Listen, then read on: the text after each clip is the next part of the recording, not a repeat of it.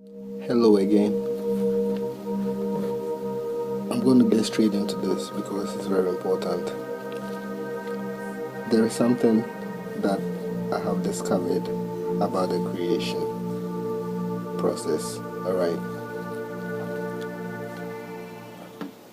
The steps according to the days cannot make natural sense unless you understand it in a certain way. And that way to understand it is this, that first of all you have to understand that God is creating life in the universe. Alright, his plan is to create life in the universe. So everything in the creation is for that reason.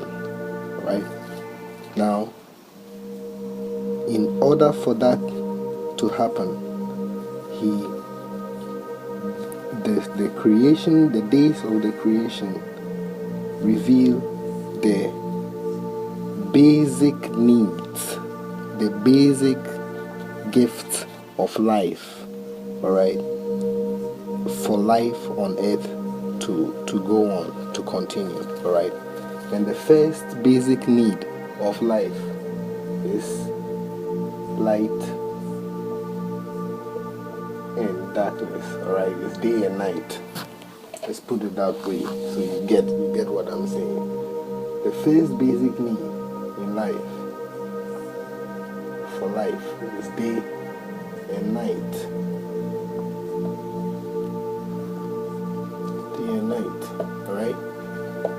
The second basic need is that once you have day and night, you have to have air, alright? Which is heaven. Surprisingly called heaven, because that is the basic need of life, alright? Light, day, and then air, alright, which he created on the second day. And then on the third day, the basic need is you have to have land and you have to have waters, right? You have to have waters, land and waters, basic needs of life. And then also you have to have, the land has to have vegetation, alright, which is also a basic need of life attached to the land and waters, alright. It doesn't say anything about the sea life, alright. Why doesn't it say anything about sea life? Because sea life doesn't necessarily have to sea life, the life in the sea is not a basic need. Why? Because the vegetation, alright, is the basic need. The vegetation is the basic need, alright. Sea life, fish and all the meat and all those things, they are all additionals. They are all additionals, alright. So you have the vegetation there, the third basic need. Fourth, you're gonna have the heavenly bodies, alright. Now the heavenly bodies include the planets, alright, and the sun, moon, and stars. Now check this. The sun and the moon govern day and night, right? But he said that the day and night was the first thing that he made, alright? So why is it that if day and night are the first thing that he knows are the basic needs, alright, the first basic need, why did he make it on the fourth day? Why does it say that he made it on the fourth day? Because in the basic needs of life on earth, the planets do not come in, alright? Planets and the bodies outside, you can live your life without necessarily knowing the planet that are in space, okay? So planetary bodies and heavenly bodies are not the immediate necessities of life on earth. They are less important than vegetation, as clearly stated, and they are less important than land and waters, alright? And they are less important than the air that you breathe, and they are less important than day and night, alright? But it says also that he also made the sun, the moon, and the stars. So he's trying to tell you that all these things were made first. Lights in the planet were made first. Alright?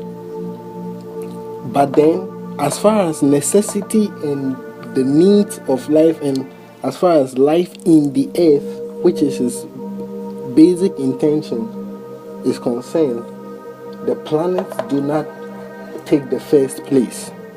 Alright? So here we go. On the 5th day, he makes the sea creatures, alright? On the 5th day is when he makes the sea creatures, alright? The sea life, alright? You can live on earth as a human, as a man, or as a human being, and never go into the sea, alright? Because sea life is not a basic necessity for human survival, alright? Directly, as far as directly is concerned, it is a necessity as far as nature is concerned, creation is concerned. But when it comes to human life, alright, human life, the sea life is less important, alright, than the planets. Sea lives are less important than the sun and the moon and the stars, alright? To know sea life, to know what goes on in the sea, is less important than knowing what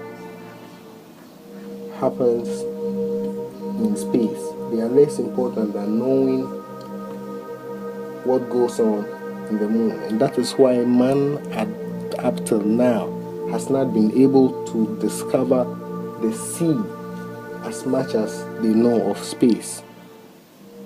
Okay? So you can see it clearly over here. Right? Then he makes the animal life. The animal life are not man's basic means of survival when there is vegetation, alright, and there is sea life. Okay, so now you see that the animal world is also an additional, is there, but it's not the most important.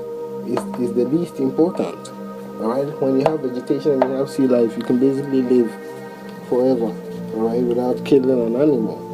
Alright, so this is what makes sense to me as far as the creation base is concerned. But the Bible will tell us exactly what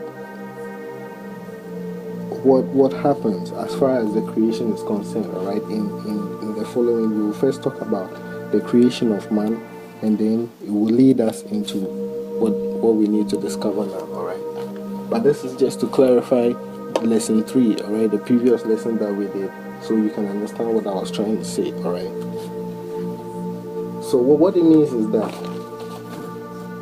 though it says that this was the 3rd day that he made it, alright, it's not that it's not necessarily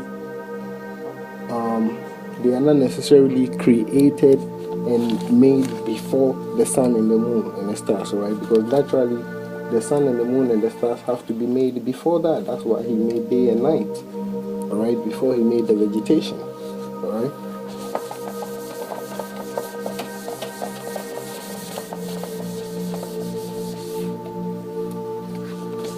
so we go to the creation.